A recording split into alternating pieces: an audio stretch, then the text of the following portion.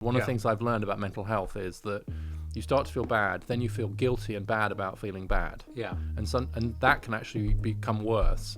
And then you just spiral downwards, right? Yes. And so you've got to validate the fact that you feel bad.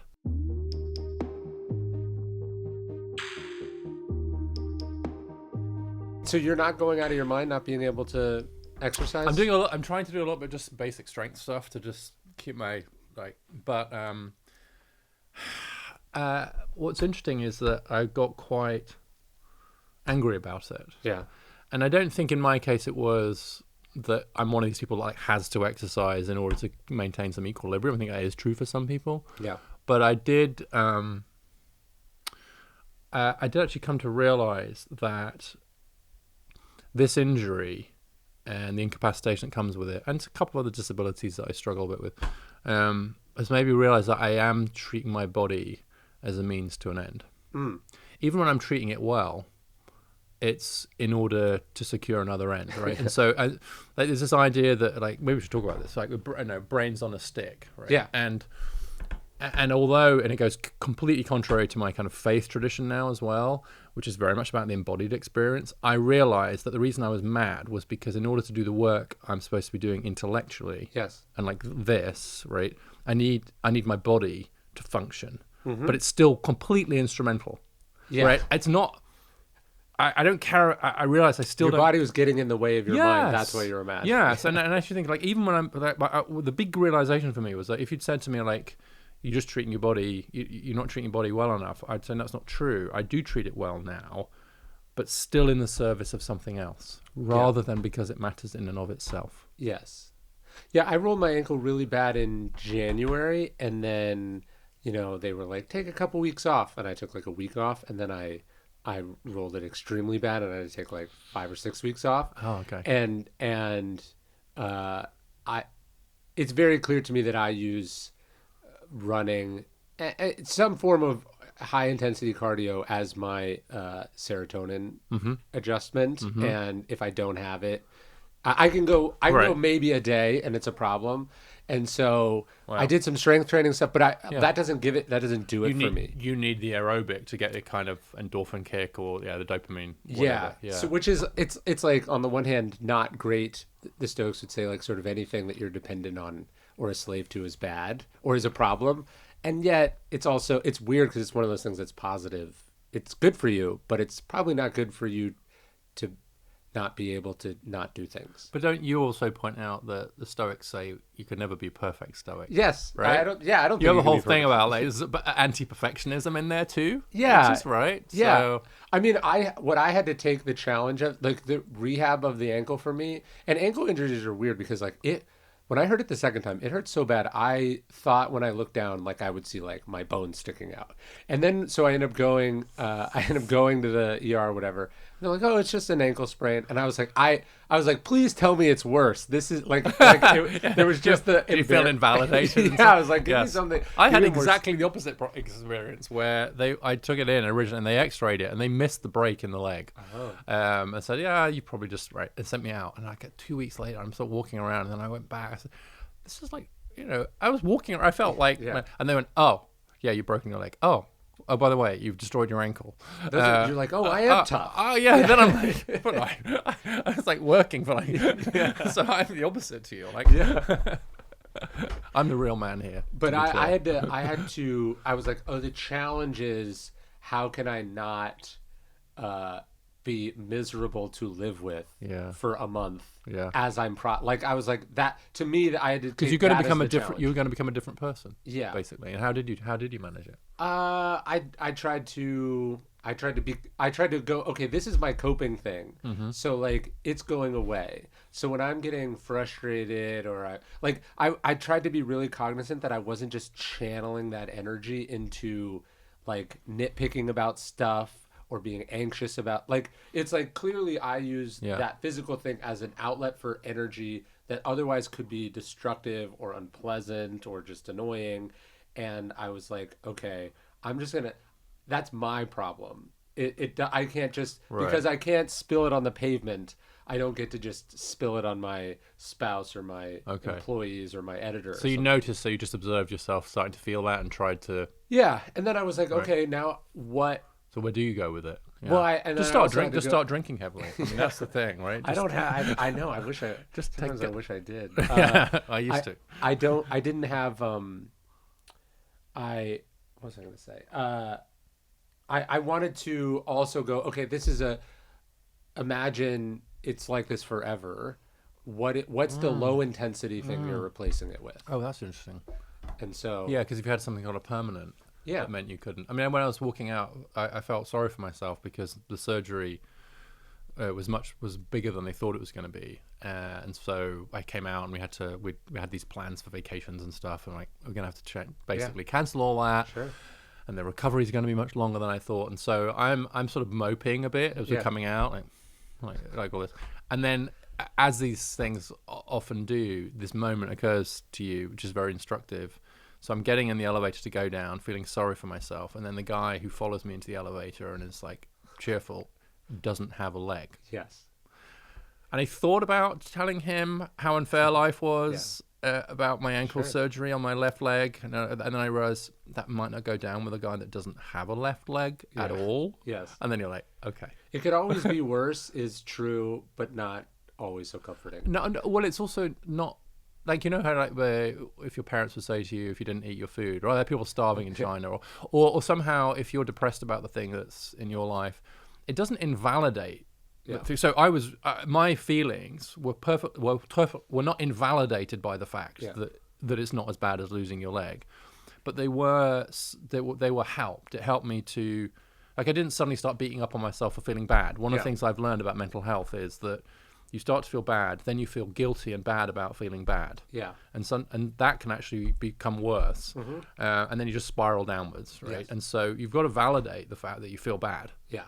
And it's okay to feel bad, even though somebody else next to you Yes. could be rolling their eyes at you. Otherwise, it's almost like people who have problems when they don't feel that they somehow kind of should have problems. Yeah. End up in that really difficult spiral. I've noticed that with some friends. That is a masculinity problem. There's a difference between saying, "Hey, don't be ruled by your emotions," and pretend you don't have the emotions, right? Like or the stuff the emotions down and shrug them off. I think that's a problem. It's I think what you're feeling a thing, you're seeing someone else, you're getting some perspective on your feelings. And then you're just kind of working through and processing it. That's what you're supposed to do with the emotions. To me, it's this kind of dialogue with the self.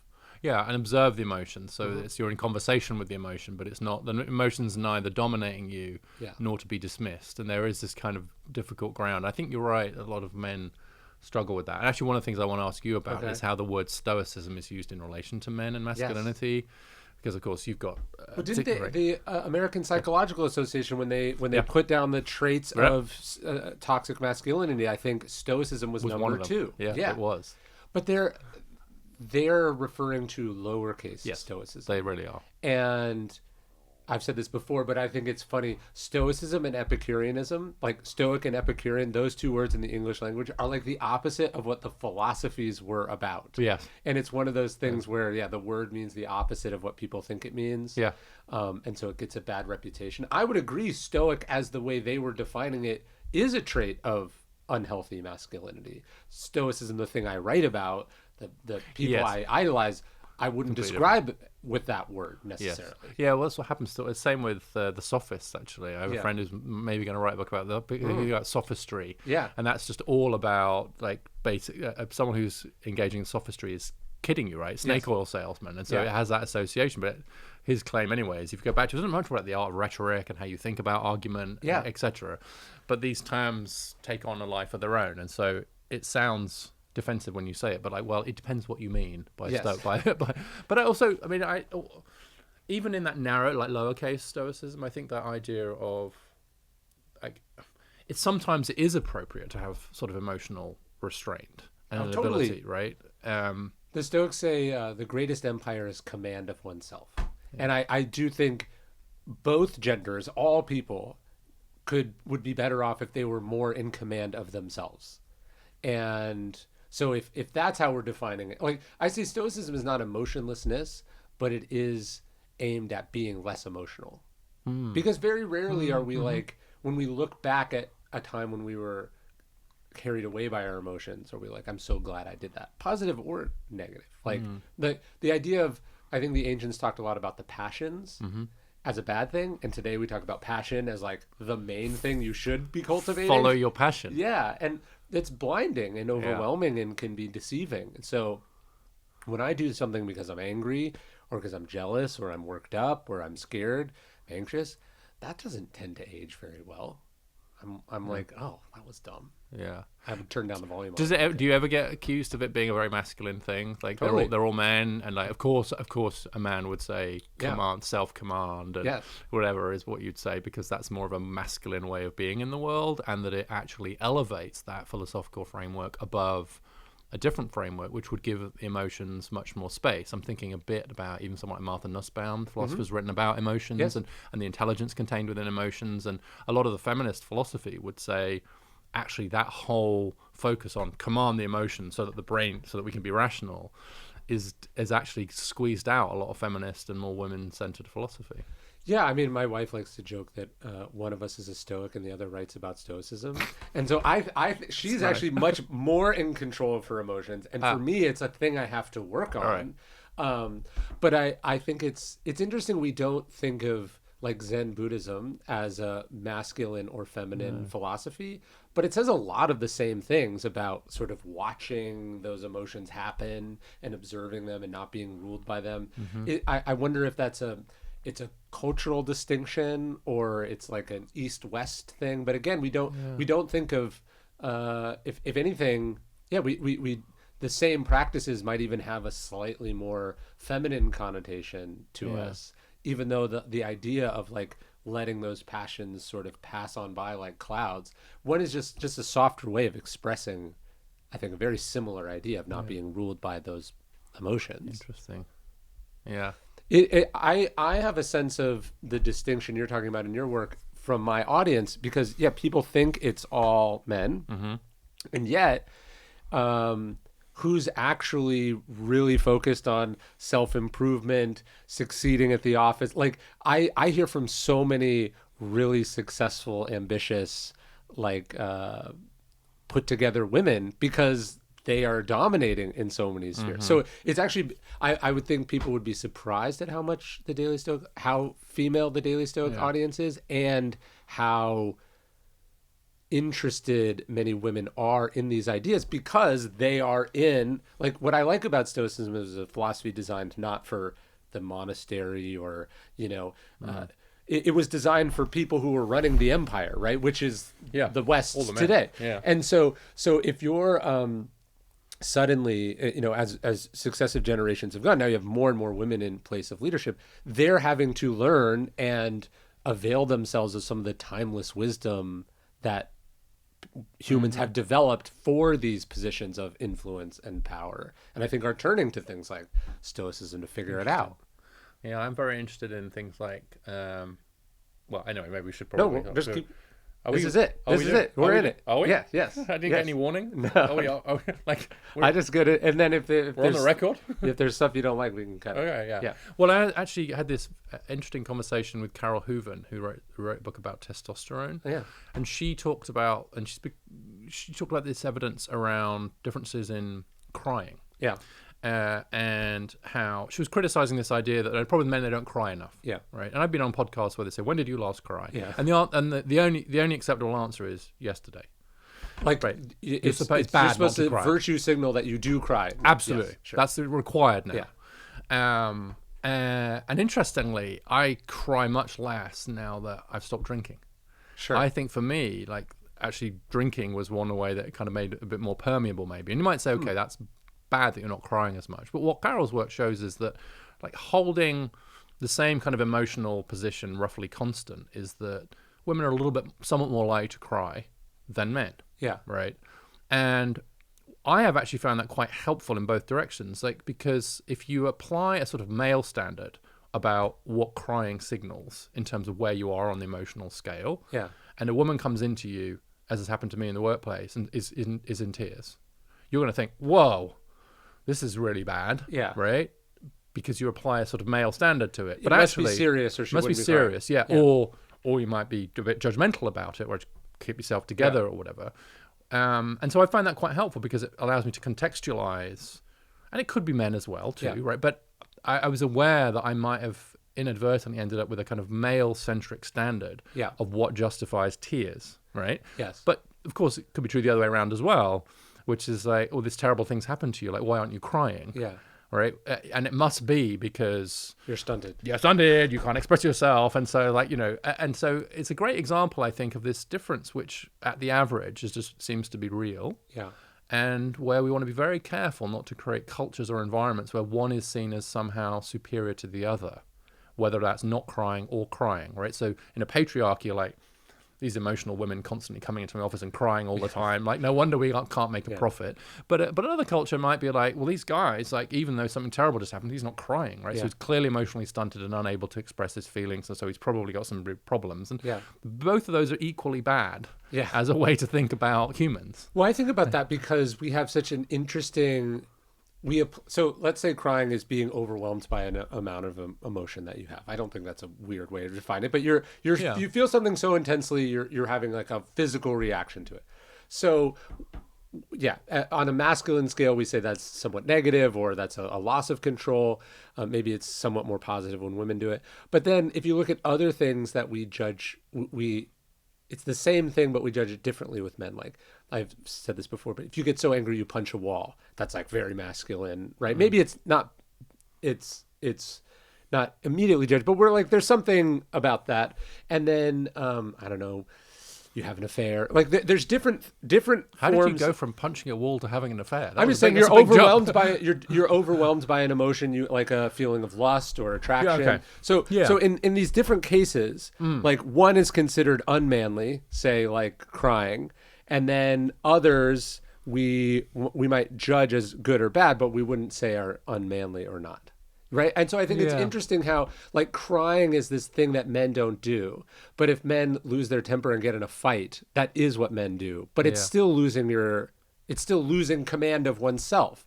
And so I just think it's interesting how certain emotions are indulged in culture and then others are not. Yeah, that is interesting. And it's also in the context of mental health, this idea of externalizing versus internalizing. Yeah. I've been talking to a lot of people recently about what's been happening, particularly to the mental health of young men and teenagers, etc., and how actually the measures that we use to try and get at what's happening in mental health can inadvertently capture one more than the other, because boys and young men tend to externalize. Yeah. They act out. Right. Whereas with women, and again, these are all at the average, of course, tend to be more internalizing. And so it's more about feelings of sadness. But if you take the main CDC measures of like mental health, they only ask internalizing questions. And so there's a lot of attention right now to the share of young women, for example, that are feeling persistent sadness. Yeah. But they don't ask about acting out. So don't ask about, did you punch a wall? Yeah. Right. Did you do something like more externalizing? And there's a tendency sometimes to see that as, well, that's just antisocial behavior. But they're symptoms of the same problem. Yes. It's just a different expression Yes. of the two. And so if you have survey instruments that pick up one and not the other, or you sort of see one as a mental health problem, the other as a punitive problem, like in the classroom, say, then you've inadvertently built into your mental health system some discrimination against what's happening with boys. And one of the other interesting things that really happened was that during the pandemic, actually, boys didn't have as much kind of opportunity to externalize. There's less fights to get into. Yes, and so some of the mental health people I'm talking to now are saying, like, there was this basically this kind of suppressed mental health problems, or you couldn't see them as much with boys because the way they would normally have expressed them weren't available to them. Yes. Now, good or bad, but it just seems like that was a factor in this apparent gender gap in mental health, because I'm absolutely convinced that the mental health problems of teen boys are every bit as great as teen girls. Yes. Even if they're expressed differently, but that's not the current narrative. Well, what you look for and what you expect is going to change what you see. My wife was telling me she was looking at something, and it was like how underdiagnosed ADHD is in women versus Yes. men, or Yes. was historically. Yeah, And it's like, historically. if you Yeah. don't have high standards or you don't care, like if you're not expecting them to do well in school, it's not important to you, you're not going to notice that they're not paying attention as well. And so, yeah, what you're expecting is going to change what you're looking for. And so I do think, though, if I was there, because there's this interesting passage in Marcus Aurelius' Meditations where he talks about how it's not manly to lose your temper. And I think it's like, if we were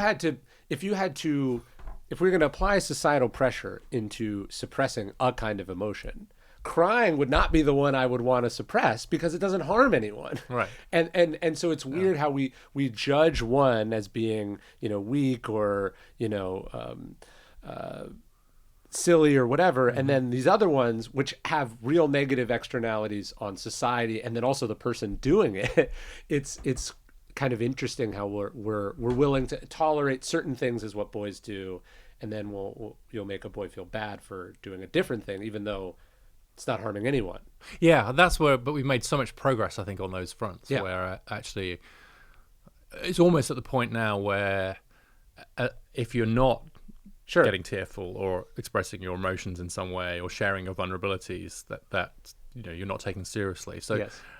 there can be a degree of performance in that now. Yes, And so I actually think sure. there's a danger that you replace one performance, which was the sort of stiff upper lip, not going to express anything, Yes. with the kind of like, let me share with you my struggles with depression or get tearful. And It's like a right. weird form of honor culture in its own way. Yeah, and we just adjust to the new status symbols around Yes. that. Now, but what's interesting about this idea of the expressions that you have around emotions and how they might vary somewhat, it gets us into this debate about the classic nature-nurture type debate. And one of the things I find frustrating about the discussion of sex differences is that people interpret any claim that there could be some differences in psychology between men and women as biological determinism, or somehow saying one is better than the other, or as saying that culture is less important. And I take exactly the opposite view. My reading of this is that if you do understand that there are some differences, say in propensity towards aggression, right, or whatever you want to, or propensity towards driven sexuality, so being driven more by sex, right.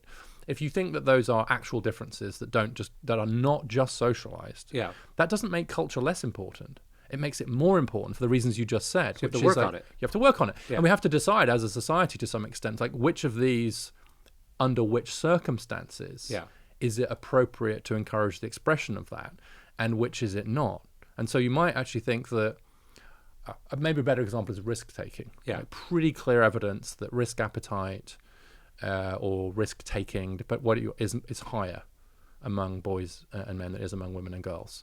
And there's lots of examples of that. The one I've been looking at recently is that at every single age group, boys and men are at least twice as likely to die from drowning as women and girls. But just to drown a lot more. And there's no evidence that there's a particular difference in skill level around swimming, swimming ability or anything. And when it's at every age group, it's got to be about risk-taking. In fact, there's this, I live in rural East Tennessee now.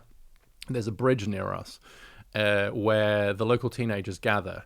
And one group of teenagers jumps off this bridge into the lake, and it's a long drop. I've looked at it and thought about it and said, no, it's a long drop.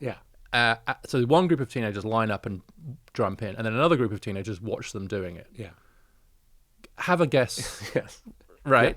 And so, of course, they're jumping off high bridges. They're kind of more likely to drown. Now, if it's true that at the average there's a bit more risk appetite or risk-taking behavior among boys, is that good or bad? Yes.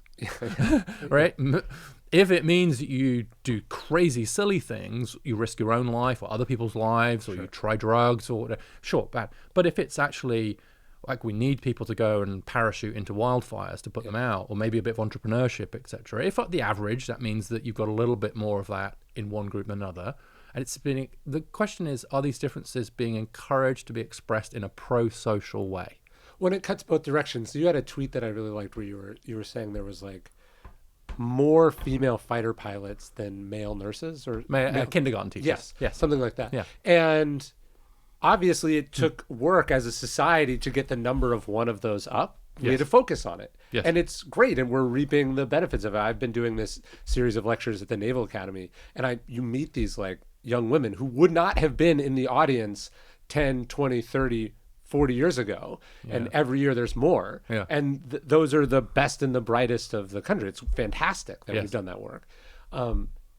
You think of the invisible graveyard of amazing kindergarten teachers that we don't have because they weren't encouraged to do that. They were encouraged to work. Some man was encouraged to work on Wall Street, and he hates it, but he would have been the greatest kindergarten teacher of all time. But just as a society, we didn't push him in that direction. So I think you go, look, there's certain proclivities or predilections. And then as a society, like we do with all things, we decide, what do we want to incentivize? What do we want to culturally incubate? And then we go to work on that.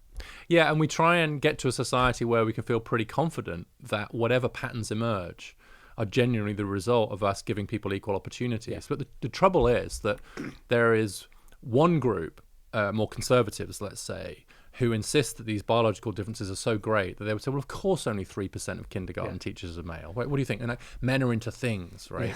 And of course only 15% of engineers are women, because like women are into people. Right? And so they use these real differences in average proclivities to justify extraordinary differences in actual behavior. But then on the other side, there are people who say, until everything's 50-50, then we won't be at a real equality, because the only reason that men might be more interested in engineering than women, or that men might be more interested in the Navy, can only be socialization, right? And of course, the truth is in the middle. The truth is that, like, I think under conditions of absolute equality of opportunity, do I think 50% of kindergarten teachers would be male and 50% of fighter pilots or smoke jumpers, the people that go into wildfires, do I think they would be female? No. But I got to tell you, it's a damn sight more than 3%, right? So what is the number? And actually there are some studies that kind of look at this, and depending on the occupation, it's probably maybe 25% or 30% or something, right? But so we can't make a shibboleth of 50% if we think there are any differences underlying it. But as soon as you say that, people are, oh, okay, so you're saying women can't be engineers. And I say, hold on, my son is a 5th grade teacher and my sister-in-law is an engineer. And if anybody came along and said, well, men can't really teach you guys have to switch, school, right? I mean, no, sorry, exactly. Sorry. Something went wrong here. Do you mind switching? I would be, of course, furious, as would they. Well, and look, one of the most basic laws of economics is the law of comparative advantage. You want a society where people are doing the thing they are best equipped to do. And in fact, it doesn't really matter what the averages are. What matters is that each individual is doing their main thing. There's a Theodore Roosevelt quote that I love that I think about all the time when people get in these silly debates about these things. I think I heard it in the Ken Burns documentary, and I interviewed him recently. But someone was pointing out to Theodore Roosevelt, who was a supporter of women's suffrage. They were, what about all the differences between men and women? And he said there may be differences between men and women, but he's like, these pale in comparison between the differences between men and other men.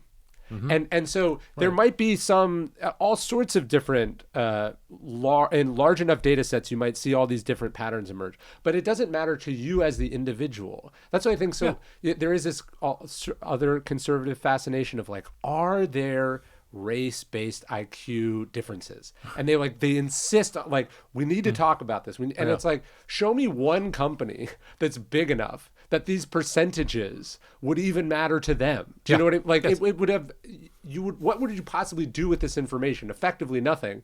What we should have is a society that goes, you as an individual seem to be showing a predilection for X. We want to support and enable and help you realize that potential. Yeah, because that's what the economists call statistical discrimination, where you assume that, like, because on average, women are more likely to be kindergarten teachers, and and my own son has faced discrimination trying to go into elementary education, right? As has my sister-in-law into engineering, and that's a form of discrimination we don't want. And I can't find who said this. I wish it was Hans Rosling, whose book Factfulness I really like. And I don't know who said this, but the line is that so many of society's problems are caused by an unwillingness or inability to imagine overlapping distributions.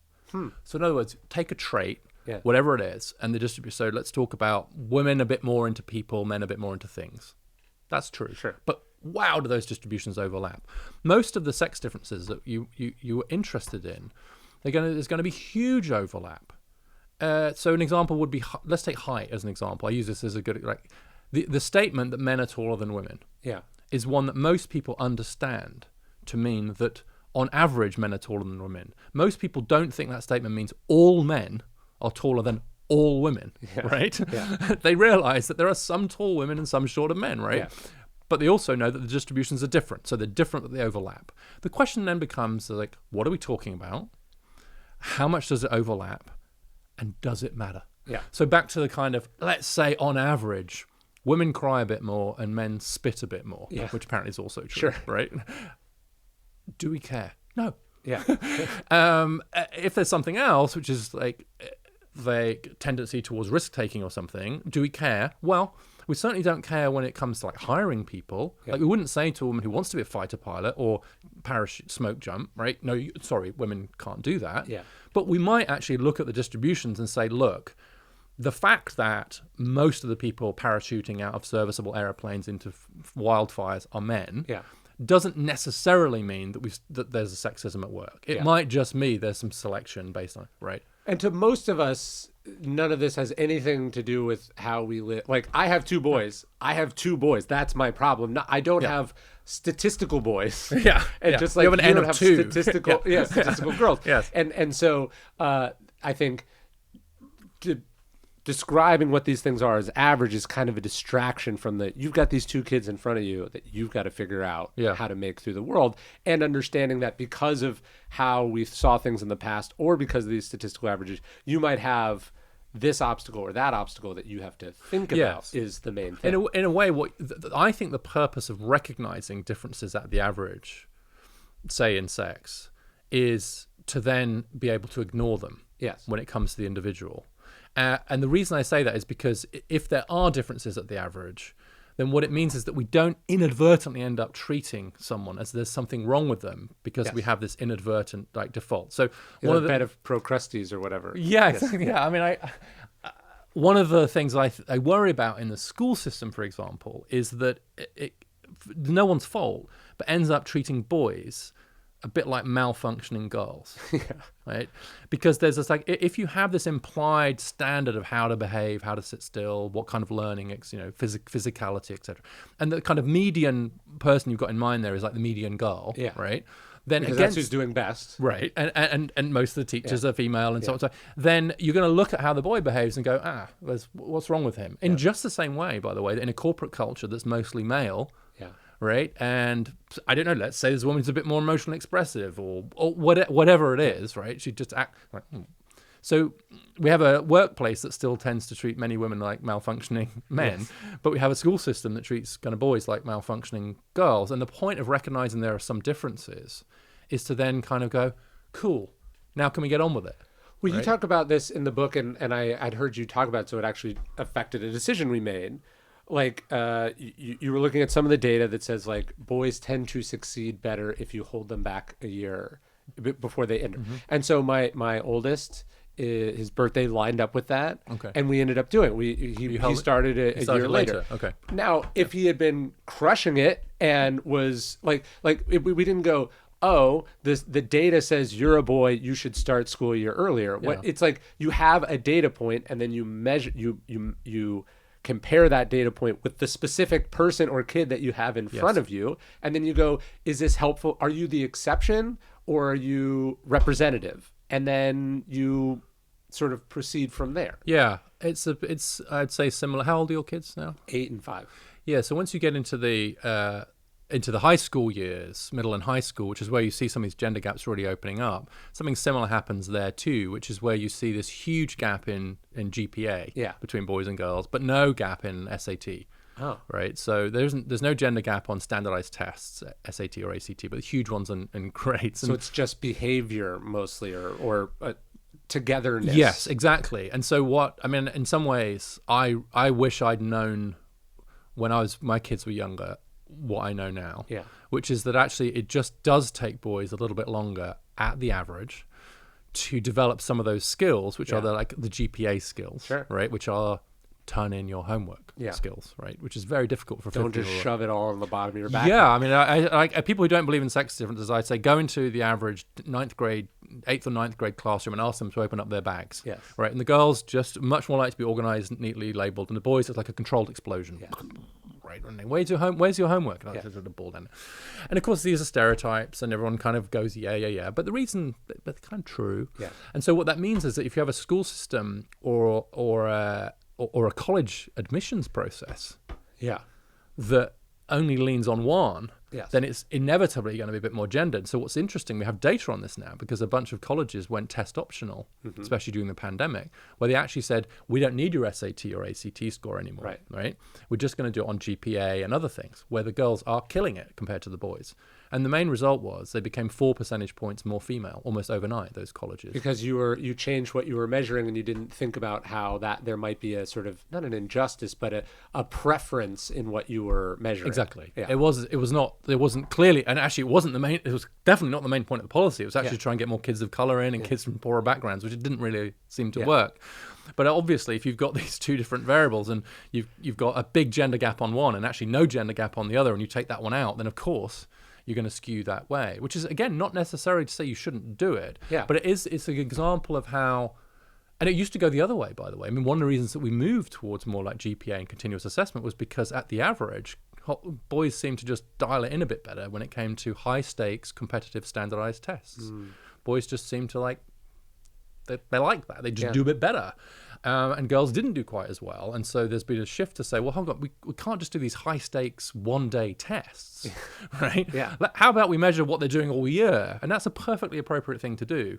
But again, it might come back to just trying to get a balance here. Yeah. We don't want an education system that tilts more towards, classically male attributes, but nor do we want it the other way around. Well, we can see it in a lot of different ways. Paul Tuff wrote a book a couple years ago, and the marshmallow test. Yeah. And he pointed out this thing about the marshmallow test that I never thought about, which was like when you give the marshmallow test to, say, a kid in the inner city, he or she is like, just give me the marshmallow. I don't trust you. Yeah. And so the idea of like your cultural experience sometimes we're just not thinking about the assumptions inherent on what we're measuring or looking at.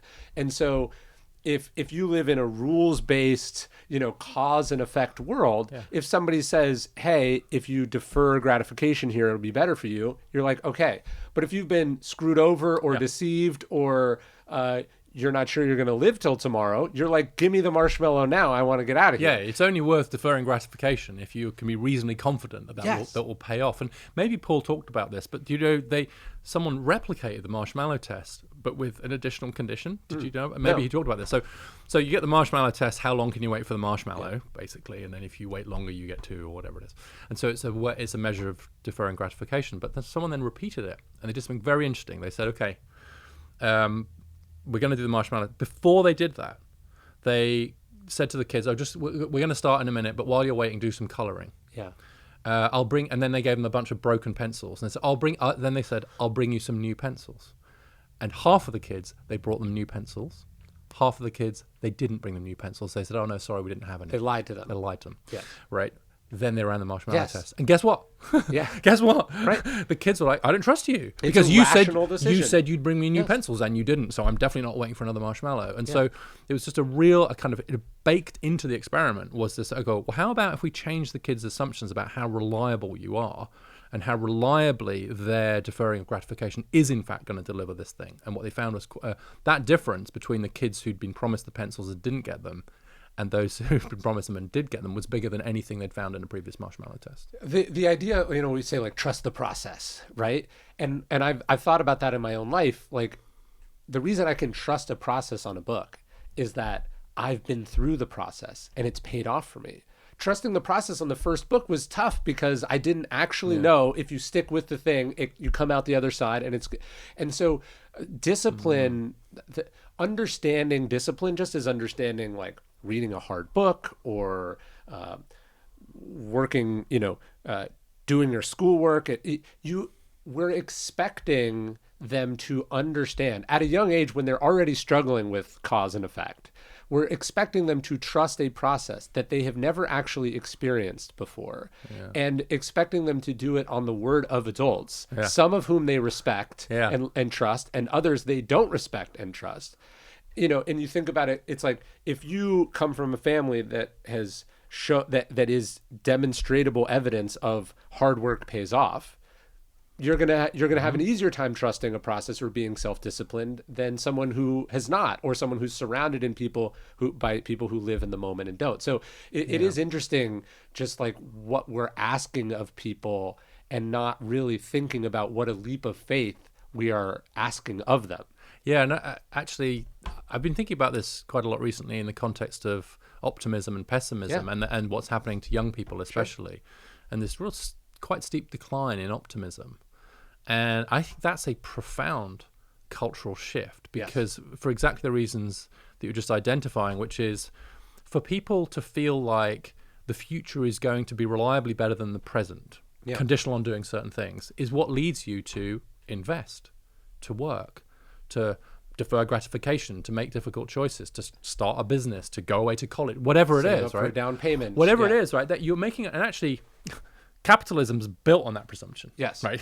Actually, the idea that like things are going to go up, things are going to get better, is in some ways the psychological engine of capitalism. And so I've actually come to believe that the real enemy of capitalism is not socialism; it's pessimism. I would totally agree. If you stop believing that investment's going to pay off, that hard work's going to pay off, the future can be reasonably reliably better, I think you're in real trouble then. And so, and it's this is the self-defeating nature of what you call dream hoarding, right? So why are young people moving more and more to the left, less and less believer in institutions, capitalism, etc.? Young women, I should just say. Show me where it's working. Yeah. Like show me where it's. But I would say for Gen Z or my generation, period, like.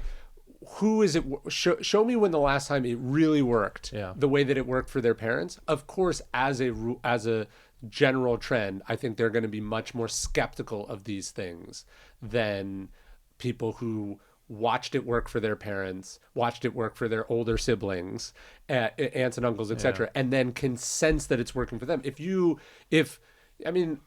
Let's say you take 2000 to today. Show me show me some market efficiency or market-based solution that we're all widely agreed as a culture worked great.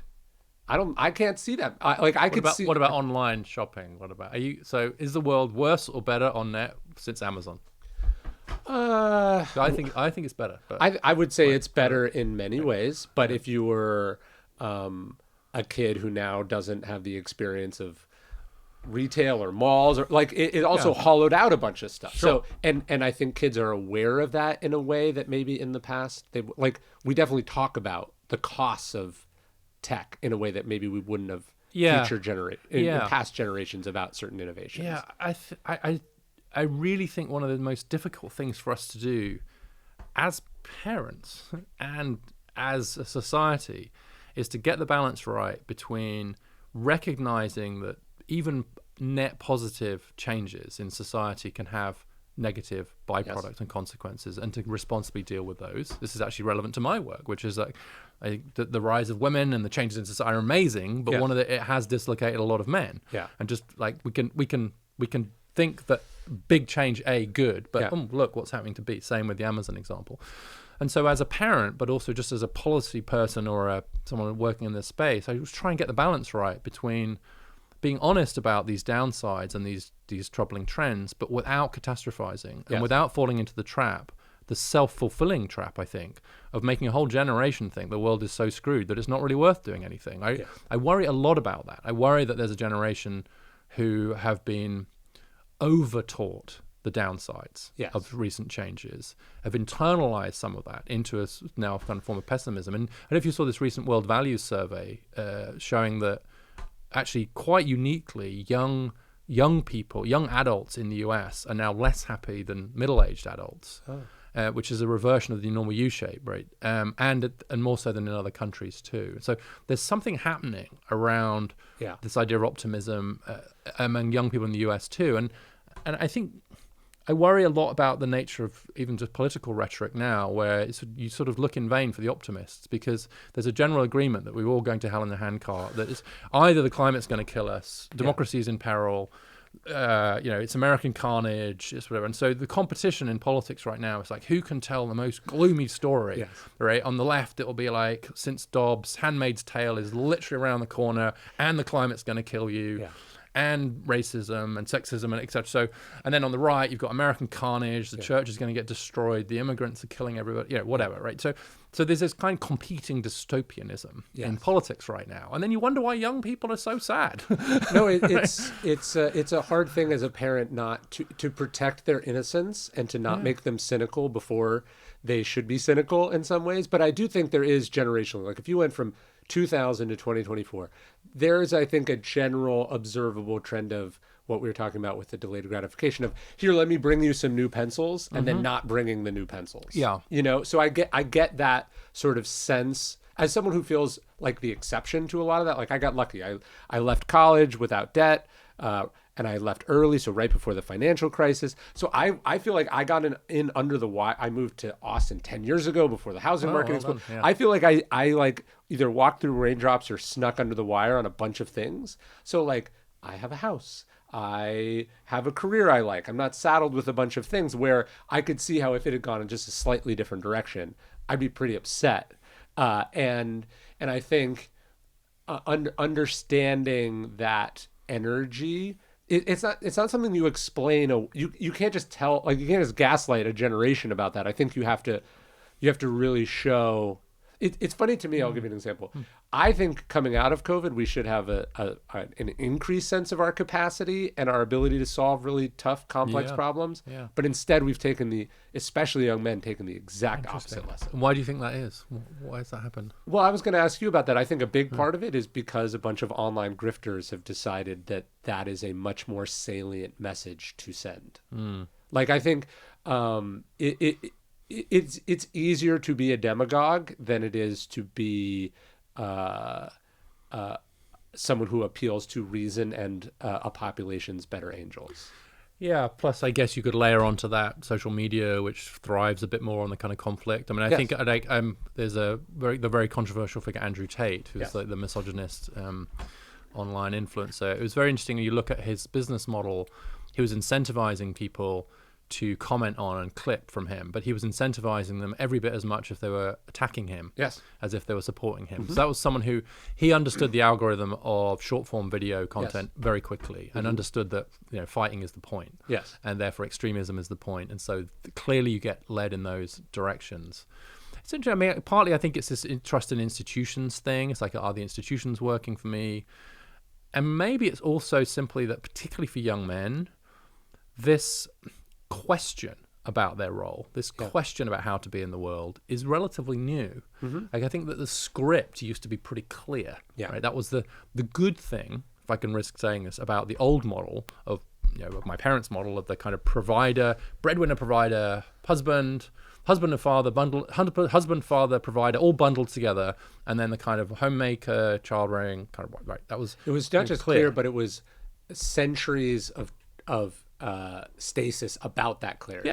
It wasn't even a question. Yeah. And so when my own dad lost, he was the main breadwinner. They had a very equal marriage. They still have a very equal marriage, even when they were raising us, but still now. But like when he lost his job, when he was unemployed, there was a question. Like he said to me once, he said, well, my job is to get another job now to look after you. Because I asked him why he was still shaving and putting a shirt on. And he's like, well, because I have to get another job. Now, I'm not saying that wasn't without its stresses and strains. It certainly was, but it did have the advantage of clarity. And what we've done, I think we've torn up those old scripts and replaced the one for women with quite a positive script about empowerment and autonomy, you go girl, etc., which is fantastic. We've torn up the old male script about, well, you're going to be the provider, you're going to protector and provider. So we've torn that up and we've replaced it with nothing. And that is the space that a lot of the online influencers will come in, and what they'll say is, and that's why we have to go back. Right? Because, and that's an appealing idea for men who are like, I am completely lost. I don't know what to do. I know what I'm supposed to not do. I know what I'm supposed to not say. but I'm not quite clear what I am supposed to do, or why society or family, whatever, actually needs me specifically. And that sense of feeling unneeded, I think, is driving a lot of this male malaise. I think it's making a lot of men dislocated. I think there's a lot of retreat going on because of that scriptlessness, right? They're improvising, and it's really, really hard to improvise a self. Yes. And it's easy for those who are fortunate enough maybe to have education and economic resources to just say, well, just get with the program. Right. Well, I'm sure that you and I could agree that we're like total gender egalitarians, and we've got these modern marriages, and we're figuring it out, and we're in touch with our emotions, and like, what's wrong with you? Right. And it's much easier for people who are in positions of high economic resource to do that. Yeah. And I've come to believe that this lack of empathy for the real problems of many men, especially those with the least economic power, has created a massive vacuum in our culture and in our politics, and that has been exploited. But that's our fault for not. I mean, Jordan Peterson's he's a Canadian psychologist. I know you know who he is, but I found it extraordinary, his success. Yes. Despite his brilliance on many kind of fronts, and I have strong disagreements with him about certain things, because if you read his book, 12 Rules for Life, which kicked around our house for a bit, like most kind of sons raised in mostly liberal households, my boys obviously went through a slightly countercultural phase. It's anodyne in its advice. Why was he so successful? Because he just made these young men feel someone had seen and heard them. That's literally all he did. He just communicated empathy. And it turned out there's this massive reservoir of men who just needed that. The question to me is not, why is Jordan Peterson so popular? It's, why are there not more Jordan Petersons? Like, why? Like, what is he doing? He's charismatic. He's not condescending. He is taking great cultural myths, stories, and ideas and making them accessible. He's using the tools. He's meeting people where they are. All that's wonderful. I think he's also a fascinating arc in how you can be eaten by the algorithm, and fame is a toxic drug. Get pulled one way. I think watching his descent into what I don't think it's an exaggeration to say is essentially madness at this point. I think he's lost his mind. But the playbook there, I think, it's not something that should be mocked or criticized. It's something that should be emulated by people who want to integrate these people into society. And it's easy. It's easy, if you get it, to be like, these are the assumptions, these are the personality traits, these are things you need to be successful in this sort of new modern world. And you can almost go like, But what if that doesn't occur to you naturally? What if you didn't have parents that modeled some of these things for you? What if you have kind of a cultural dyslexia or a learning disability? It's hard for you to go, in a world where women are equal, or in some cases the predominant, like in publishing where I operate, and you too. Publishing is one of those industries where women are vastly overrepresented in a way that I don't think is positive or negative. It just is. But so if you can't understand the culture that it's going to create in that industry and figure out how to work in it, you're not going to succeed, right? And so how do you teach people to adjust and operate in environments that are maybe different than the one they grew up in? That's a hard thing to do. And I think empathy is a key thing, but then also understanding that your lack of empathy is creating a market for someone who has a more exploitative form of empathy to play to those grievances or that disorientation. Yeah, I think that's right. I think that a slightly more maybe self-critical way to think about this too is how anybody that does start to talk about these issues kind of facing boys and men runs the risk potentially of being thrown under that bus. I mean, it's why everyone lined up to tell me not to write this book. Yes. Right? And why I couldn't get a publisher. Because this is just, people are going to think you're some red pill, some misogynist men's rights activist, right? Which is a classic self-fulfilling prophecy. Because I said to people, if the only people allowed to write and talk about this are the people like that, then we shouldn't be surprised if the only people talking about this are the people like that. So maybe boring centrist people like me with charts. Right. One of the mottos of my new think tank is keep it boring. And my son overheard me saying that. As opposed to polemical. Yeah. My son overheard that and said, "What's your motto?" I said, "Keep it boring." And he said, "Well, you're the man for that job, Dad." Ha ha. See, they're funny, aren't they? It's great. It's great. But what's interesting is that it's a bit self-fulfilling. So what can happen is if somebody who does start to raise these awareness of these issues is almost kind of instantly castigated Yes. as being reactionary, and then they find more audiences among reactionaries, and they find themselves pilloried maybe on the left, and the way to make a living and build an audience is among the people who are more reactionary, then you've just created the very situation which you're claiming to lament. And so the space that I think we have to fill here is to be able to have an empathetic, data-based conversation about the real problems of boys and men, and not allow the algorithm or the disagreements or the fringe people to push you one way or the other. Because what happens, I've really noticed this with a lot of men, and I'll give you one specific example, which is they start off working on these issues in good faith, and they're pretty calm, and they've got the data, and they point out things like the suicide rate among men is 4 times higher, and it's gone up by a third among young men since 2010, and et cetera, et cetera. And then they repeat that message over and over again, and they never get anywhere. And everyone just keeps telling them they're wrong, or you would say, or eye rolling, and they get radicalized, and then they get angry. And then they start to express themselves with a really angry affect. In fact, Ezra Klein had this line about Jordan Peterson where he said his affect is that of a clenched fist. And I don't think it was, but you do see that happening. And you see it, especially on the right, kind of more reactionary figures. There's this kind of very clenched fist, kind of reactionary, kind of fighter mentality around it. But to some extent, we create that by not having these alternatives, which are more about a helping hand, or by just empathetically saying, yes, these problems are real and we should be addressing them. And so to some extent, the ecosystem, like, it's very easy to say, oh, these guys, they all go to the right and then they get the reactionaries. But maybe to some extent we push them to the right by not acknowledging some of what they're saying being true. And saying, oh, interesting, why are so many young men flocking to Jordan Peterson? And it might not be that they're all misogynists who want women to be barefoot and in the kitchen. There might be something else going on here. And this unwillingness to kind of look in the mirror and say, maybe something's going wrong in our culture here that is allowing that opportunity. And so maybe we need to do something differently rather than just blaming him and or blaming the men who are attracted to him. Well, I think you need a strong sense of self and a comfort with oneself, and also a strong sense of focus. These are, to me, all very important, I think, traits that would go into what the Stoics would call sort of command of the self. And so I remember you and I we were on that interview with the Free Press, and we're sort of all in agreement, and then someone's like, and then, they're giving transgender surgery to prisoners or something. And you and I both said, we don't actually need to talk about that at all. Let's just talk about this. And there is this, I think, in a world of so much information where you can always find something objectionable or weird or extreme.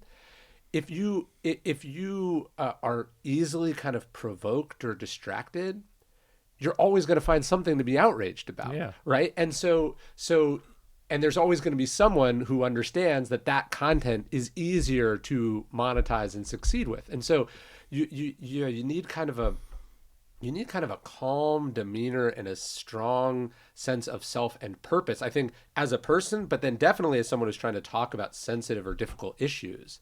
So you're not just constantly getting sucked into stuff. You need that, or I think this information ecosystem that we live in, it will eat you alive. That's you're easy pickings. I think that's interesting, and I think about that quite a bit in my own work and how I present around it and how I talk about it. And one of the things that I have come to believe very strongly is that unless this feels uncomfortable, probably not doing it right. And if there are people who come into this conversation with skepticism, particularly women, like, if there's not a degree of skepticism with which you're approaching this whole conversation about why it's time to pay more attention to boys and men, I don't trust you quite as much, because it should be a difficult conversation. And I not only acknowledge the difficulty with it, I honor that difficulty, and I actually trust someone a lot more who says, you know what, I was really skeptical about this. And I'm still got some issues around it. But you know what? Actually, there is some stuff here. And although this is difficult, I actually do think we need to do more here. And how do we do that without leaving women behind? And this is really hard. And anybody that thinks this is easy is not doing it properly, because they're either like, eye roll, tiny violin, are you kidding me? I'm out of here. Or they're like, hell yeah, men are struggling because those feminists have taken over. And so join me on the barricades of the reactionary right. Like, okay, fine. Anybody that thinks this is that easy is not serious. Yes. Because this is difficult culturally. It's difficult in terms of language. It's difficult in terms of issue selection. It's doing non-zero sum thinking. It's really hard, right? And so anybody that's finding this easy, I probably don't want you in the room. Yeah. All right. You're probably on one side or the other because, especially at this moment in history, where we've still got so much more to do in many cases for women and girls, and so many women have had to face so much discrimination. Sure. In my lifetime, to get here, that asking them to just go, oh yeah, sorry, do you mind doing boys and men now? Like, you've had your 3 seconds of attention. Can we go back to our 10,000 years of worrying about men again, right? And that should be hard. Yeah, I find it a little bit hard. Yeah, I mean, I've been saying that, like, the main challenge of our time is to not let the crazy people turn you into a crazy person. Like, just how do you not get sucked in on either side? How do you not become cynical? How do you not become angry? How do you not become radicalized? And it's really hard because algorithms are working on radicalizing you. Political movements are working on radicalizing you. The shittiness of the world is also working on radicalizing you. And so to sort of stick with, like, first principles, to stick with what's true, to stick with a kind of an open-heartedness is a feat of strength, you know, like focusing on and not being pulled in this direction. I think this is a skill we have to work on and cultivate as a society, both as I think people who make stuff, like the idea of not falling prey to audience capture is important, but that's kind of inside baseball. I think most people have to worry about not getting sort of captured or radicalized by whatever, you know, they randomly click on, or also whatever they're naturally predisposed to go to. Just kind of staying in your... Yeah, it's just a way of, and this is a very Stoic thought too, I think, is in the thick of daily life. It's in that interaction. It's in the conversation. It's obviously an intellectual challenge, but it becomes a physical challenge. It's like, and so if you're with somebody who strongly disagrees with you and is kind of arguing very strongly against you, and you find their views like absurd, or they're very emotional and so on, like your cortisol starts to spike, right? Your body's reacting kind of differently, and then that affects your brain. And so, and I have these heuristics that I try and use, some of which I've learned from my intellectual hero is John Stuart Mill, the 19th century liberal philosopher who I wrote a book about. And he had this lovely line that he used in a letter that I try and keep in my mind, especially in those moments where you're having a difficult conversation with someone, or someone's really coming at you. He had this line where he said, like, if someone's strongly disagreeing with you about something, they're almost certainly trying to get to the same mountaintop as you. They've just chosen a different path. And I have that image in my mind, and I try and keep it in my mind, which is like, it's very unlikely this person I'm arguing with doesn't want similar things in the long run, right? Very unlikely. Possibly. But let's assume that, let's just say we're arguing about like boys and men or kind of whatever, right? They probably want to reduce rates of male suicide, increase men's economic outcomes, help men be more engaged fathers. They probably want that, right? I doubt they want the opposite of any of those things, right? But they think the way to do that is by giving more economic power to women, or bringing back marriage, or whatever it is. I'm disagreeing with, some of them I'm going to disagree with more than others. And I just try and think, that's a different path, and maybe I can learn something from that, right? Because it's almost never the case that you're 100% right and I'm 0% right, or vice versa. It's almost always going to be the case that you're 97% right, I'm 3%, or whatever it is. And so your job is to try and get that 3%. Not to ram the 97% down my throat, right? It's like, okay, fine. I think this person, and I really noticed this with even in family relationships, as we have a very politically diverse family, especially on the American side of my family. And what I've kind of discovered is that some of the stuff that a relative might say to me, it's wrapped in all kinds of rhetoric, so it's been more sort of from the right. It's wrapped up in rhetoric, and it's massively, and my initial reaction is like, yeah, that's completely untrue. And then I go and look at it and say, it's not completely untrue, right? It's just been so distorted along the way that when I go and look at it, I go, hey, you know what? There actually is something to that. And I wouldn't have known that otherwise. And it's made me think a little bit differently about that. IRS reform was the one that came up recently, which is so boring. I won't get into it. But the point it holds, which is that you might learn something from this. John Stuart Mill is fascinating because he's kind of obviously feels like this figure from a long time ago, but here you have a guy who's promising, he's brilliant, he's on this path, and then it kind of all falls apart. He has this mental breakdown. You could see that if that happened in 2018 or 2020, you could see, and that's when John Stuart Mill became red pilled and went extreme in one direction. Do you know what I mean? Like, I think what's fascinating, he has this grievance, this painful childhood. The thing, it's not working for him, and he sort of actually ends up emerging from it more open-hearted, more kind, more patient. All these, I think, generally positive traits he takes out of this very painful experience. But you could easily imagine it going the exact opposite direction. Other way. Yeah. So in his case, he was raised red pill. Yes. As a utilitarian by his father, who was a massive utilitarian. He was the quotes godson of Jeremy Bentham, the father of utilitarianism. So he was and his breakdown, it was a complete loss of faith. Yeah. Right. So he's raised with this incredibly clear philosophy. It answers all the questions. Yeah. It gives you a very clear agenda, and then it just it's like it blew up for him. And then suddenly he's in this new place where he's questioning and opening, and essentially realizing that there are no easy answers. There is no political philosophy or religion or anything that answers all the questions for you. Life's a journey, and it's a painful one, and it's a learning one, and it's a develop. And so what happens is that if you even look at the metaphors that he uses before and after this, and he was very young. But before, it's like the metaphors were much more about machines. Yeah. Like they were very mechanical. Our society works as a machine and the great utility. And after that, almost all of his metaphors are organic. Yes. He falls in love with nature. He spends time outside. This is Becomes like a botanist. poetry becomes a part of his poetry life. thing, but it's about growth. And if you kind of look, he uses plants, he uses growth. He talks about being stunted. He talks about sunlight. And so he uses his botanical interest, but it becomes his political philosophy too, which is just intrinsically developmental. And intrinsically about different individuals need different circumstances in which to thrive, but it's all about growth. Yeah. And so it becomes, it's not a small shift, because it's going from basically treating individuals as like cogs in a machine to be made as happy as possible, right? Here we go. Like Jeremy Bentham famously, Bentham famously said, I don't care if you're a soldier or a slave or whatever it is, I just care how happy you are. Yeah. Right? And I was like, I'm not cool with that. Yeah. And instead, it's this really incredibly, I would say, although he remained very non-believing in his own life, it has almost a theological feel to it, which is this ultimate dignity of the human individual and the developmental potential of each individual, requiring a society that will recognize it in all its diversity. Men and women.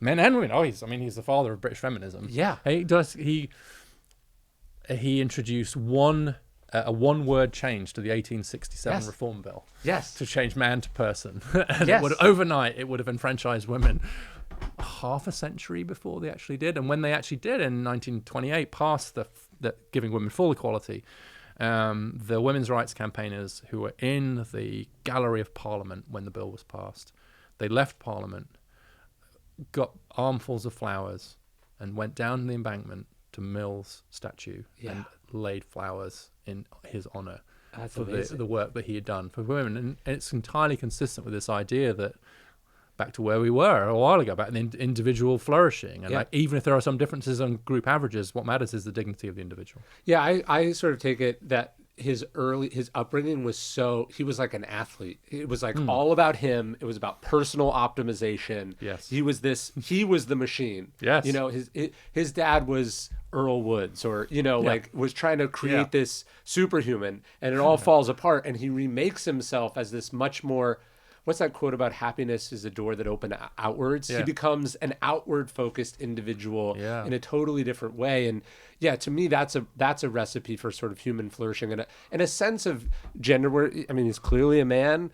He's married to a woman, but he just has this much more expansive definition of like the change. He doesn't try to change that to say men and women. He tries to change that law to say person. Yes. Like it's just this sort of removal of the distinction, and just whatever you are, whoever you are, you deserve these natural rights as a person. Yeah, that's exactly right. And also, perhaps the most inspiring thing about people like him is what you were saying a moment ago, is almost just the way of being in the world and the way of interacting with other people, and this idea of like learning from each other and openness. That's the real change. And so, and this I think you're right that the challenge in many ways of the current era is to avoid these different gravitational pulls, right? There's the audience one, there's the political one, there's the polarization one. It almost feels like you're trying to navigate between these gravity wells, all of which are trying to pull you one direction and incentivizing you and rewarding you in some cases. That's difficult. And it's how you do it like right now. It's how you do it in each conversation. And that's very, very Millian. Like in the end, that's what Mill was about. It was about like, how do we as individuals develop those virtues to be able to engage in the world in that way. And so I think that in that sense, liberalism in the Millian sense of the term is a way of living and a way of being in the world rather than a construct, rather than a societal construct. Somebody asked Gandhi what worried him the most, and he said hardness of the heart of the educated, or hardness of heart in the educated. And so I think it's that kind of, we could today we might say polarization or whatever, but it's the idea of like losing that openness and that connectiveness to each other that I think is, to me, the idea of virtue is so important, especially in these divisive times, because virtue is secular and non-gendered. There was one of the Stoic teachers, his name is Musonius Rufus. He writes this essay on how he says, should women be taught philosophy? And he says, yes, they should, because he's like, virtue is virtue. Excellence doesn't know gender. He said it might be different for different, the roles in society might be different. But he goes, you don't care what gender your hunting dog is. And I just, you care that it can do the thing it's supposed to do. And that can change. What the Romans thought the role of a man and woman is obviously very different than what we think of it as today. But if you go, excellence, or these virtues, these traits, courage and discipline and justice and wisdom, like if we can all agree that those things are good, they're going to manifest themselves differently, but and in different roles, but they're not hyper gendered. I don't think. And so I think if we think about it as, how do we get people to flourish and fulfill their potential as individuals?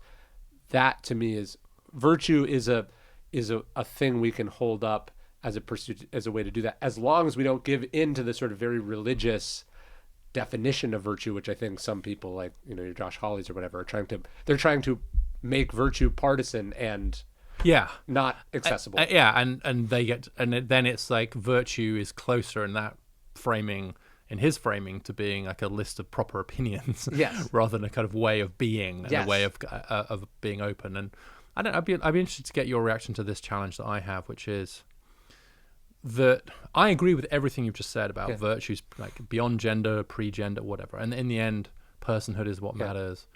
And one of the things I struggle with is, in writing this book and in creating a whole think tank around boys and men, am I making the problem worse by making more salient these differences, which in the long run I think shouldn't be that important, right? In other words, like, am I adding to this over-identification around gender,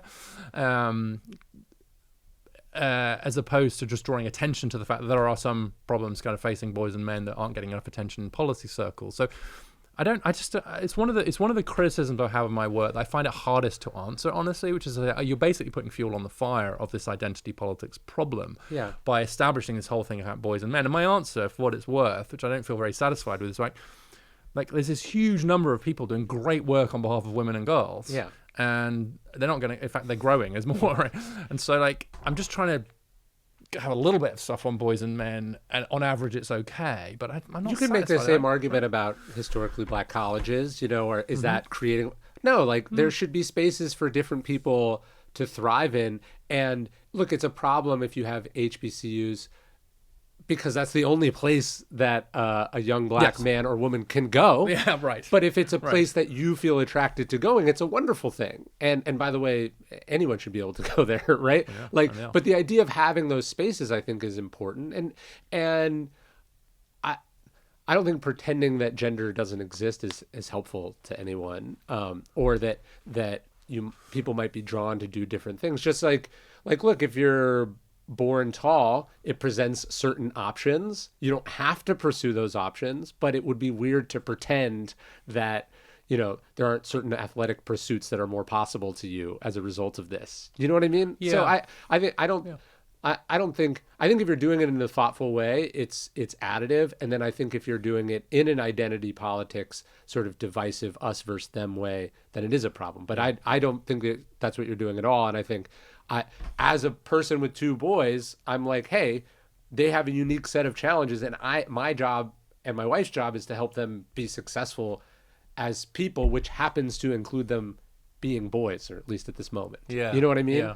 I think that's helpful. Thank you. And but it is a reminder of like what's the right space to be doing the work in. And it is much more around these real problems, these more practical issues, and not into this whole identity stuff. Like not into the what is a woman, what is a man stuff, right? I'm just like, can we talk about high school graduation rates? Yes. Right. And so one of the deals I've made with people sometimes is like, can we talk about the Barbie movie? Yeah. I was like, okay, only if we can then talk about high school graduation rates in Michigan. Yeah. Right. Or technical high schools. Can we have that deal? Because of course, those more cultural elements, especially right now, they're just sexier, right? They're just like, and they're very lived, and everyone's into them.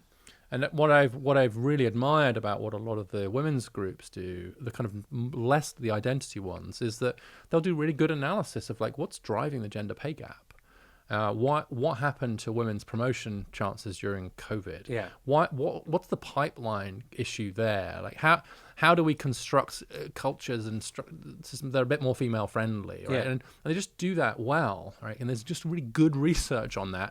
And if something happens that seems to threaten the progress of women on any of those fronts, they're on it. Yeah. And they're saying, hang on, did you know the gender pay gap just got worse? Right? What's happening there? Yeah. Right. Let's dig in and try and figure out what's happening and see if that's a problem. And I think that's great. Yeah. They're not saying women versus men, women good. Like it's not a Hollywood movie. It's a policy paper, and unfortunately, the latter is quite boring. The decision but to say like, right? hey, I'm gonna say what I think is true, as opposed to what I think people want to hear, is a tough decision. I mean, I definitely know, like with what I talk about with Stoicism, that if I just stuck with the self-improvement, like if I just stuck with courage and discipline, it would do. I'd have a bigger audience.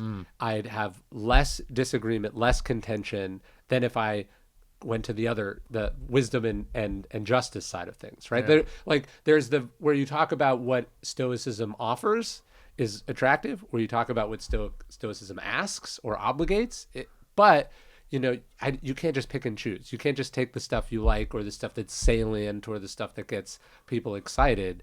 You have, I think, the idea of taking your profession seriously and your obligations to the truth, to me, that's a part of kind of just having a code and being a person of honor or virtue. Yeah. And there's going to be costs to doing that.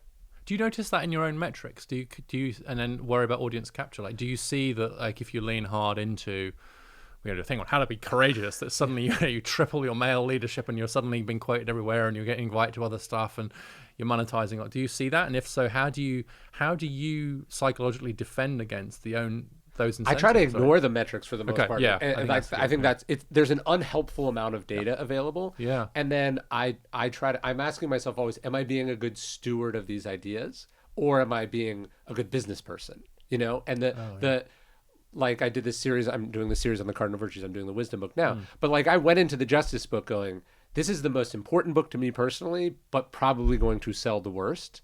But I didn't get into writing about an obscure school of ancient philosophy because I wanted to maximize you want sales. to be rich and famous. Yeah, there's other things to focus on. So the decision to like sort of do what you think is important and to, obviously I try to optimize for the world that we're into, but I want to make sure that's not like leading.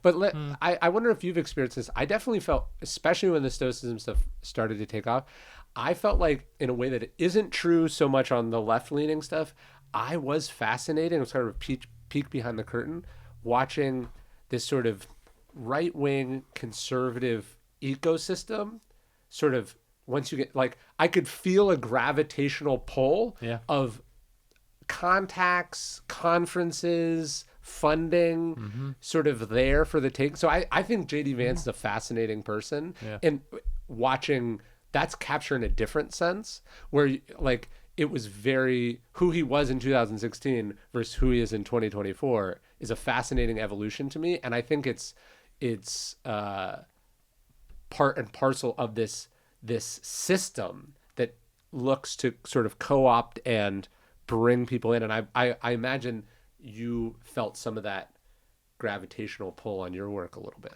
A little bit, but it's very odd, actually. Not perhaps in the way you might expect. I feel like I'm probably right now between these different gravitational pulls, Yes. and I use the sort of fringe attacks as a useful data point, right? So I did a panel with UN Women, and we had some kind of funding from Melinda French Gates, and so cue attacks from right, oh yeah, fine, Yeah. he's become a lefty, he just thinks men should deconstruct themselves to be Yeah. better feminists, right? And then I'll I'll publish something that's kind of more around that's around marriage or something like that, and then or very critical of the current administration's failure to acknowledge this, and then you'll get the same from the left. So he just men he just doesn't want men to have to compete and wants to go right. And okay, good, probably about right. Yeah. But so I actually think right now I feel pretty well balanced between the two, but I don't have the same issue that the podcasters have, or that people who are in that space have. And I'm interested to know your view about this, because I've noticed that when I'm doing this work, when I think about the podcasts that I'm going to go on and talk about, men quite often, they tend to be a little bit more center-right, probably. Whereas a lot of the broadcast stuff I do, the more kind of NPR stuff, NBC, is more women and more kind of probably kind of center-left. And I do think that if you're in this podcast space, and a couple of the guys who are in this space have said this to me, it's like, if you just talk about stuff straightforwardly about men, male issues, you get attacked from the left. Yeah. Right? And you get applauded on the right. And you get exactly, and so the gravity. You go towards the people that like you. Yeah. Yeah. I don't know whether you've got any observations on that, but it is, I think I can detect even in some of the podcasts that I'm kind of aware of, that like either a little bit of a pull, or them having to kind of lean very intentionally against it, and of course they want the numbers. They want an audience. That's how they make their living. Yeah. And so it feels like there's almost this dynamic that sets in, where you get attacked, and then you get defensive. Yeah. You pull that way. You get applauded. You get audience. I actually think, again, this is probably getting inside baseball, so I'll make it less inside baseball. I was thinking about this for my kids. So like when I was a kid, I don't know, I would hear about something, I'd watch something on TV, I'd read an article about something. All these things existed independently. There was no enormous Borg putting these bits of data together and coming up with a profile of what it thought I was, and then serving me more and more of that. So like, I don't know, my dad listened to Rush Limbaugh, so then I could listen to Rush Limbaugh, and then that could be a phase in my life. Or I could be into this band and then not be into that band. As opposed, there was nothing trying to make me more of that thing, to serve me more unlimited amounts of that thing. Yeah. And so now I think about it as my kids get older and they watch a YouTube video that can't exist in isolation. It's a potentially lucrative rabbit hole to pull them down. So instead of just something for them to explore, there's an incentive to draw them deeper and deeper into things. And the perilousness of that kind of keeps me up a little bit at night. Yeah, although I'll try and make you feel a bit better about it, which is just observing my own, my boys are all in their 20s now, and just young people more generally. There's this line, I can't know if it may have been Zeynep Tufekci, someone said, you either live above or below the algorithm. Yeah. In other words, you either see it or you don't. And I've noticed that actually it's the older generations in our family that they're not aware of it. Interesting. Whereas my kids and their friends, they're totally aware of it. Yeah. And they actually help me sometimes. And like my sons, I get this thing, and they're like, well, it's because you watch that thing. Yes. And look where it comes from, Dad. And it's got terrible provenance, and it's awful, and like, right. Sure. And so, and they go through phases, etc. But to some extent, the more that you can train your kids about algorithmic sophistication, just understand the algorithm, and then they're able to control it a little bit more. They see it. Yeah. And so I think my generation is like stuck in the middle a little bit, where I'm like, I think it's the algorithm, but I don't know, how does the algorithm work again? And I'm like, why am I seeing that? And like, I'm pretty sure I'm not interested in that, but it thinks so. Whereas they're like, here's why, Dad. Yeah. Right. And here's what you need to do to control it. And so I'm pretty hopeful. Also, my younger son, his friends, they all just deleted TikTok from their phones because they're like, this is stupid. This is a waste of our time. And so that kind of learning is happening, I think. And Yeah. so, like, it's not the algorithms are not going to go away. And so what we've got to do is like, We have to figure it out. make sure our kids are above it and they can kind of see it coming. No, that's a great. You're either above or you're below. You're either Yeah. using it or it is using you, and you got to be conscious of that. I just think it was easier to have passing fads or phases in a world where this wasn't being tracked and recorded. Because you could be into something for 6 weeks and then change your personality in a way that you have the same, like I've had the same email address for 20 plus years now. Right. And so that's connected to all these different things, and that affects what I see and don't see in a way that if I didn't have that, or if I started, like, I wonder what would happen if I started over with everything tomorrow. I just created new accounts on everything. Declare email bankruptcy Or just like reinvent. Cookie bankruptcy, right? And then what would I discover about myself? What patterns had I been stuck in that I didn't realize? And so that's a lot to put on a 15-year-old, that hey, the phase you went through 3 years ago is still informing what you see and think now in ways that you're not conscious of. Yeah, although I've seen my sons definitely go through different phases and come out of them, and they seem to be able to just craft the algorithms in various ways. So, but it is an interesting thought that for all the discussion of kind of more choice and identity and fluidity and so on, maybe we had more options to be more kind of fluid in that broader sense, right? In the past, because we were less hostage to our own previous selves.